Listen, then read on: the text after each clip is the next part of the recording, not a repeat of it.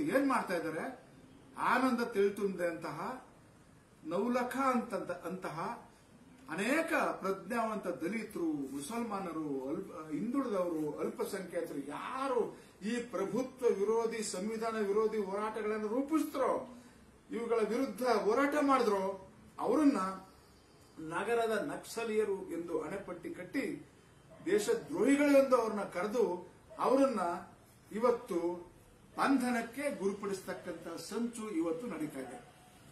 ಮೋದಿಜಿ ಅವರು ಹೇಳ್ತಾರೆ, ಭಾರತದ ಎಲ್ಲ ಪ್ರಜೆಗಳು ಕೂಡ ಸುರಕ್ಷಿತವಾಗಿ ಮನೆಯಲ್ಲಿರಬೇಕು, ಸುಖವಾಗಿರ್ಬೇಕು ಅಂತ ಹೇಳ್ತಾರೆ. ಲಾಕ್ಡೌನ್ ಮಾಡ್ತಾರೆ, ಸೀಲ್ ಡೌನ್ ಮಾಡ್ತಾರೆ. ಇದು ಸಮಸ್ತ ಭಾರತೀಯರ ಹಿತವನ್ನ ಇಟ್ಕೊಂಡು ಮಾಡಿದ್ದಾರೆ. ಆದ್ರೆ ಸರ್ವೋಚ್ಚ ನ್ಯಾಯಾಲಯ ಹೇಳ್ತದೆ, ಕರೋನಾ ಸಂದರ್ಭದಲ್ಲಿ ಇಡೀ ದೇಶ ಬಹಳ ಗಂಡಾಂತರಕ್ಕೆ ಗುರಿಯಾಗಿದೆ, ಯಾರೂ ಕೂಡ ಮನೆಯಿಂದ ಹೊರಗಡೆ ಬರಬಾರದು, ಹೊರಗಡೆ ಇರಬೇಕು ಅಂತ ಹೇಳ್ತಾರೆ.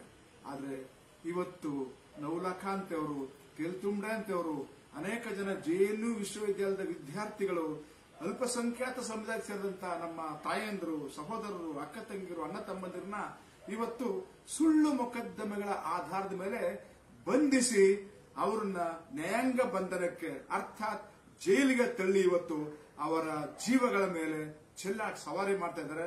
ಅವರ ಜೀವನದ ವಿರುದ್ಧ ಹೋರಾಟವನ್ನ ಮಾಡತಕ್ಕಂತ ಬದಲು ಅವ್ರನ್ನ ಕೊಲ್ತಕ್ಕಂತ ಒಂದು ಹೊಸ ಸಂಸ್ಕೃತಿ ಇವತ್ತು ಬೆಳೀತಾ ಇದೆ. ಇವತ್ತು ಇಡೀ ದೇಶದ ದಲಿತರು, ಮುಸಲ್ಮಾನರು, ಹಿಂದುಳಿದವರು, ಆದಿವಾಸಿಗಳು ಇವತ್ತು ಹೋರಾಟಗಾರರು ಸಂಕಷ್ಟಕ್ಕೆ ಗುರಿಯಾಗಿದ್ದಾರೆ.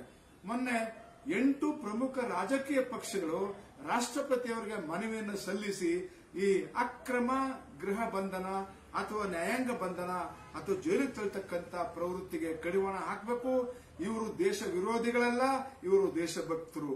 ಇವರು ಸಂವಿಧಾನ ವಿರೋಧಿಗಳಲ್ಲ, ಸಂವಿಧಾನದ ಆಶಯಗಳಿಗೆ ಬದ್ಧರಾಗಿ ಹೋರಾಟ ಮಾಡಿದಂತವರು. ಇವರು ಯಾರಿಗೂ ಶತ್ರುಗಳಲ್ಲ, ಇವರು ದೇಶವನ್ನು ಪ್ರೀತಿಸ್ತಕ್ಕಂಥ ಜನ ಅಂತ ಹೇಳಿ ಹೋರಾಟವನ್ನ ಮಾಡ್ತಾ ಇದ್ದಾರೆ. ಹಾಗಾಗಿ ಅಮಾಯಕರನ್ನ, ಮುಗ್ಧರನ್ನ, ಅಸಹಾಯಕರನ್ನ, ದೇಶ ಪ್ರೇಮಿಗಳನ್ನ, ಸಂವಿಧಾನ ನಿಷ್ಠರನ್ನ ಸುಳ್ಳು ಮೊಕದ್ದಮೆಗಳನ್ನು ಹೂಡಿ ಏನು ಇವತ್ತು ಗೃಹ ಬಂಧನಕ್ಕೆ ಇಟ್ಟಿದ್ದಾರೆ, ಅದನ್ನು ನಾವು ಖಂಡಿಸ್ತೀವಿ. ಅವರನ್ನ ಬಿಡುಗಡೆ ಮಾಡಲೇಬೇಕು. ಯಾಕಂದ್ರೆ ಇವ್ರ್ಯಾರು ಭಯೋತ್ಪಾದಕರಲ್ಲ, ಇವ್ರ್ಯಾರು ಕ್ರಿಮಿನಲ್ಗಳಲ್ಲ, ಇವ್ರ್ಯಾರು ದೇಶದ್ರೋಹಿಗಳಲ್ಲ. ಇವರನ್ನ ಬಂಧನದಿಂದ ಬಿಡುಗಡೆ ಮಾಡಿ ಇವರ ಅಮೂಲ್ಯ ಜೀವಗಳನ್ನ ಉಳಿಸಿ ಭಾರತ ನಾಗರಿಕ ಸಮಾಜವನ್ನ, ಪ್ರಜಾಪ್ರಭುತ್ವವನ್ನ, ಸಂವಿಧಾನವನ್ನ ರಕ್ಷಣೆ ಮಾಡಬೇಕು ಅಂತಕ್ಕಂಥದ್ದು ನಮ್ಮ ಬಹುದೊಡ್ಡ ಕಳಕಳಿಯ ಮನವಿ. ಇಲ್ಲದೆ ಇದ್ರೆ ಇವರಿಗೆ ನಾವು ಈ ಕರೋನೋತ್ತರ ಸಂದರ್ಭದಲ್ಲಿ ರಾಜಕೀಯ ಸ್ಥಿತಿಯನ್ನ, ಆರ್ಥಿಕ ಸ್ಥಿತಿಯನ್ನ ಸಂಪೂರ್ಣವಾಗಿ ಬದಲಾಯಿಸಿ ಇವ್ರನ್ನ ಎಲ್ಲಿಡಬೇಕೋ ಅಲ್ಲಿಡೋದಕ್ಕೆ ನಾವು ಬದ್ಧರಾಗಿದ್ದೇವೆ. ಹೋರಾಟ ನಿಲ್ಲದಿಲ್ಲ. ನಾವು ಸಂವಿಧಾನ ನಿಷ್ಠರಾಗಿದ್ದೀವಿ. ಬಹುತ್ವದ ಭಾರತಕ್ಕೆ ನಾವು ನಿಷ್ಠರಾಗಿದ್ದೀವಿ.